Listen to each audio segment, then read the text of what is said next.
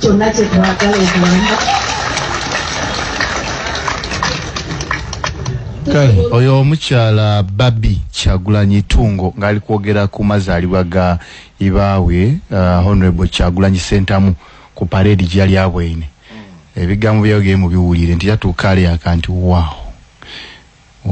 abanani bali organized kimanyi nsobola okuwamba kyonna kye twagala okuwamba komyawo zena tujja kwongerako kya mwami Bumba. Yes sir. Mama w'ekibiina ali akola katagenda tagalira mwecho alija tagala atagala ndya. No, first of all Babi Kyagulanyi wanu yali musanufino olwokwagana organized parade ayinga tukali kuja mbuyinza ayagana parade ngeri organized nga abaana kwegamba nga mukali kuja mu buyinza. But yes, because NUP ekirubira kyayo kyakuja mu buyinza. Lawful. Yes. Lawful, not unlawful. Yes, lawful. Hako na wewe bale ukata. Yes, because tulikuja mu kalulu ayicha tulikubasaba nti butimpera na kalulu ako mutageza kuyamba General Museveni kuba tujamu kuba hands down. Jako point ya nsevu. Point jendi kujako. Yagana parade ngeri organize yakati nayo kimanyi kati tusobola okuwamba. Oli kuchege. Tusobola okuwamba. Nga tuyise muki mu mateeka kuwambachi wangi kuwambachi atusobola okuwamba yagana abantu bangi kulale nti balikunonya akalulu bulungi ino yakanti wow tujja kuwangula yes. Yali ategeeza kimwe ekyo ekyokuwamba yako bantu tusobola okuwamba kyonna ekiba kisobose oliko kitegeera mwogezi jja mu maiso so we now drama bana mate drama jja mu maiso bombo muzina uko oli kuchege era yajja mmesa kati akaluka tuli kujamu tuli kujamu kalukaki ka protest oli kuchege so tusobola okwesa dwiru dino de tuliko zisadino otyo otumala okuja mu kalulu ako nga General Museveni tumaze omukuba otyo of course awo byamukama tutulinda akola ki tutulinda bivaayo uwe kuba bivaayo uwe bya kifere oli kuchegera tuwa tujabuje kuki tutulina okutambula sulu moja tuzagere kyokobye kiwa tokiidya kyo tikidi muna tuba tulina okutambula sulu moja paka ntebe mu ntebe because akalo tuba tumaze okola ki tuba tumaze okakuba moderator uza mwami Bumba analangirira who declares nti Gunda wangu nkwikiriza through myo the person who declares the elected president no you Bumba is the chairman of electoral commission. So you have become the chairman? No, chairman wa EC tumanyi ebikolwa bye. No, you have become the chairman. I have not become the chairman of EC, but chairman wa EC. You intend to become the chairman? I don't intend. But after elections, of course, NOC. If you are defeated, how do you address your grievance? No, if we are defeated, of course the audience will know. No, people will know that we have been defeated. You go to court. No. You go to court. You go where? To court. But what we go to court, Mr. Bumba. We have gone to court several times. What has been the outcome? So you want court to sympathize with you with no evidence? No, for us we shall put the case into the people. Musango gwa abantu babulido. Twidagwiza mu bantu. Twidagwiza mu bantu. Okay.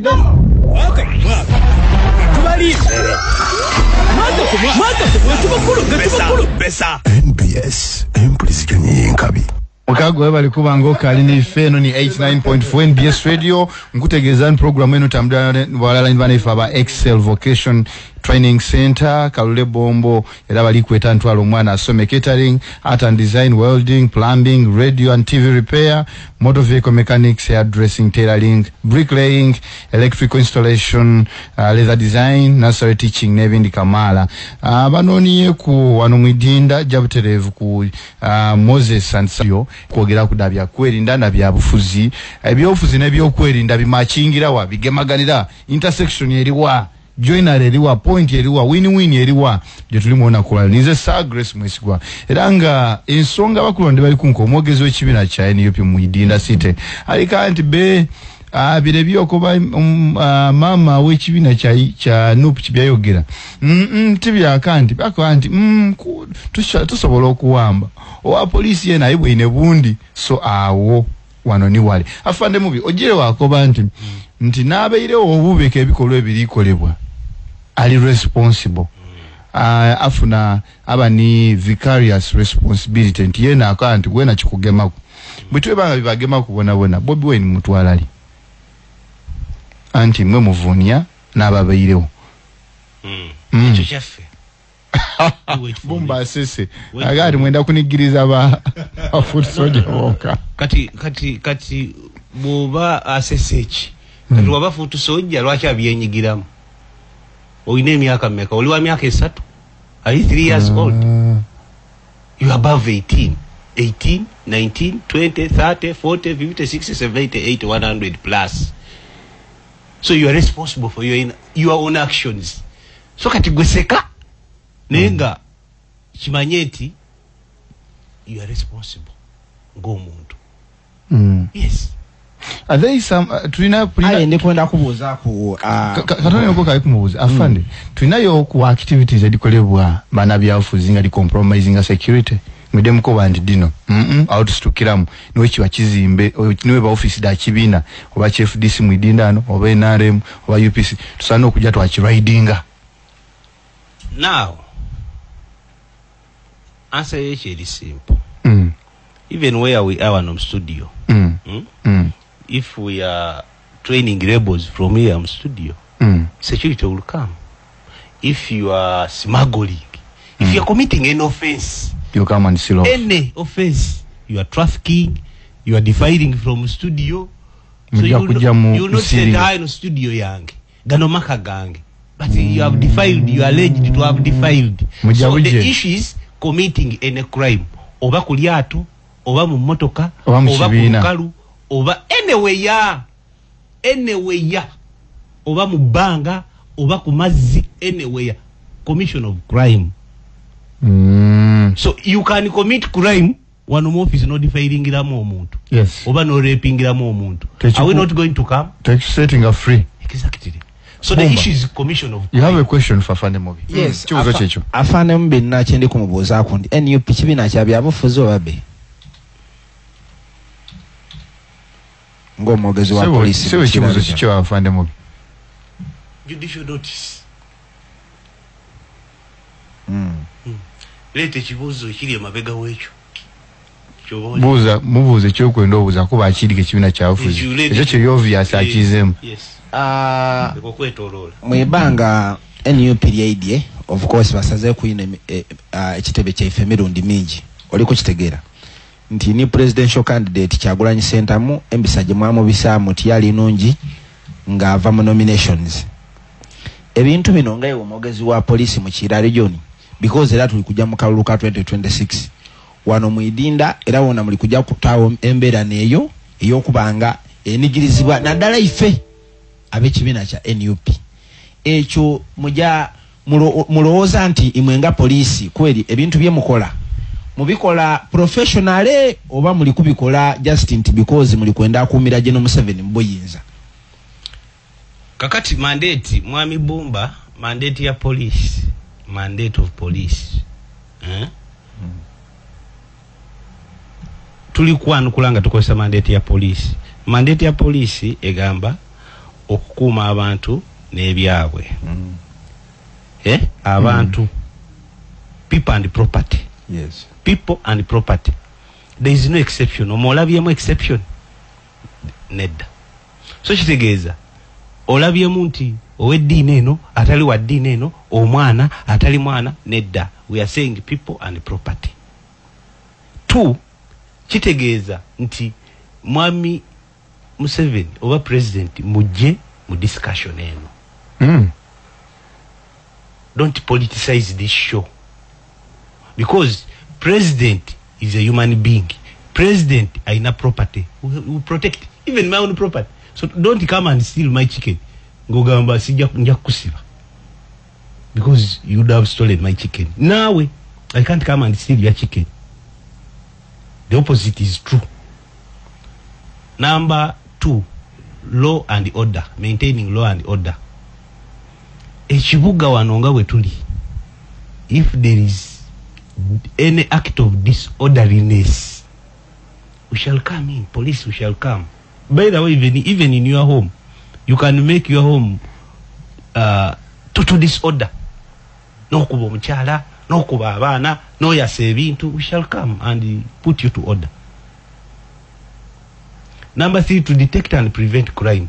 Bino byonna mandate zino zonna zetwogerako. There is no discrimination. Temuli discrimination. Ndi wakale eno, ndi mwana muto, ndi mulema, ndi wenti. There is no discrimination. Number 3 egamba, to detect and prevent crime. Okutangira umenyi wa amateeka.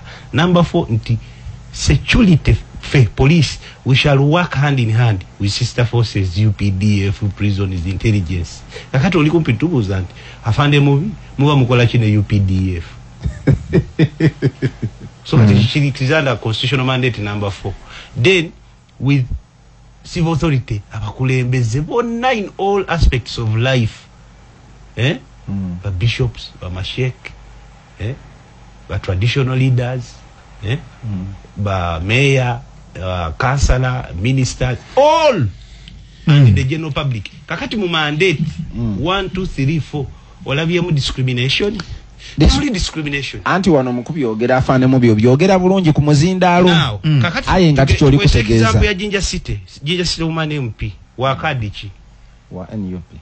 Nomination yaliwa London. Bamulondera London, campaign yazikubira London. Lwaki weeteba? Bumba lwaki weeteba? Atakweteba ntya? Iwoti wabwe golo likweteba bumba. Iwoti wabwe ne byabere kawempe. You are scoring in your name. Byabere kawempe toyibona. Moderate. Mwami Bumba ali mukweteba. Mubi tali Mwanga ya agambi tali kubona byabere kawempe. Agambi etakalulu ka kawempe bagenda kunyiga. Akalulu kabera mu box. Oli kubona ekawempe mukyala Nambi Farida yaide bulungi ni delegation ye. Police n'amaje byamusebulira yaja paka munda. Kanso nalukola we yali alikujja okwewandisa bana basada bamuvunya.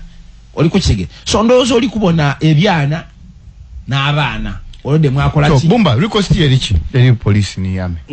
Police ni ame ndi kwenda security forces. Yes. Ndi kwenda bakimani nti ebibiina ebyobufuzi ebiri mu Uganda biri okubanga byenda kutwala ntebe ya wa president.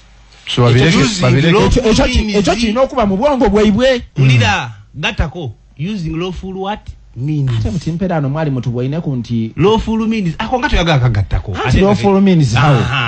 Lawful means era mukibona bulungi nti Kyagulanyi aida muno mwidinda okubanga ibyo okubanga ayongeraku okubanga bya parade muve mu bya parade obuwagizi ayi mukulu mubi batawo parade bijja basibya Mwami Bumba ebya parade mukulu mubi ate nawo government you a suspect by the way obadaliyo nzirayo ndi member wa kibiina ate ndi yo file eliao ya statement oli kuchora okumoga file eliao so pending kuliko muganda wange yo file eliao echo wazira tabu obendi kweziraku oli kuchege zeni mwogezi wa kibiina mukulu mogani tiri kwenda mukulu James Mubi ate okwenda okundisa tisasa ndi kubona wetandiso no tusobola oli kuchege because Kyagulanyi sentamu waba ali kuida muno muidinda sitesebo bana bakulu batawe embeera iyo kwenda okumutangira okubanga akola ki ingira town ni kwenda James Mubi akitegeere nti waba ali kuingira muno aba ali kwenda kuongera ku buwagizi bwe oledo oli kukikobano nti mujja mukalulwayi nga muzira buwagizi muli kwegemya muzira support muzira biki so mutuleke tukole ebintu byaife lawfully because Kyagulanyi waida muneno ezira muntu akosebwa ezira muntu go bayibira kintu ezira muntu aye heavy deployment je mutawo ya amani ino obenda kuuma mukulembeza so wasira tabu heavy deployment ye bagikole ku bintu ebyabantu aye ife batuleke tutambule ebyaife tuongere okubanga tunoni obuwagizi mu busoga yona wali ko kitege because afane mubi tienda yo walikirire oli mwogezi wa police kira region ya FNU pitomananga tumazo okugema kintu tuida ku promotinga because ranka joli ko jiride ku mwenda mwabwachi tuida mufura commissioner Orioge tu program ensine byayo Lisa Grace Mwesigwa pale kuba amuna okatambula nife afande nga tufuna ku masimu ndikubona wano ndikwetegereza Peregesi. Suzo chidemye. Pole mbidemye. Peregesi oyo bosi. Boti ndi. Ali mu propaganda, ali bisawo. Ndikulingira na emitwe ejabaire mu weekend. Bishop Bukomeko condemns political oppression. That is number one. Archbishop Semogere condemns excessive force against citizens by security. Ndiko mitwe mikulu ejabeirewo mu weekend yeno. Afande amaloboozi gano go gawulira gategeeza kijoli. Does that mean you people use muliko is excessive force? Ate how?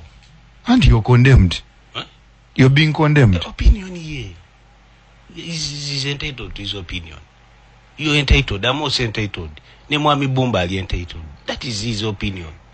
Or any other person has an opinion. You can't suppress opinion. What is your take over the religious leaders of Opinion. Mwetereze. Mwetereze, mwami Bumba mwetereze. Ate bakobye kutimwenda kwetereza. Moderator. Nje. Echaparedi kiteke kisi. Tuli kuchabaliri just leader. Aye balikana. Era mwene ngeje muwala wala mu abantu olwisi mbweswika. Leke hu. Nalukola engere gye Nalukola kasati mwayiziza. Jati. Kasati ki? Ebe musati. Ebe musati. Musati oba mbulawuzi aye mwayiziza. Ne drama wabano bamanyi. Hata drama atya. Hata drama atya. Oba ne 0 mukulu moga.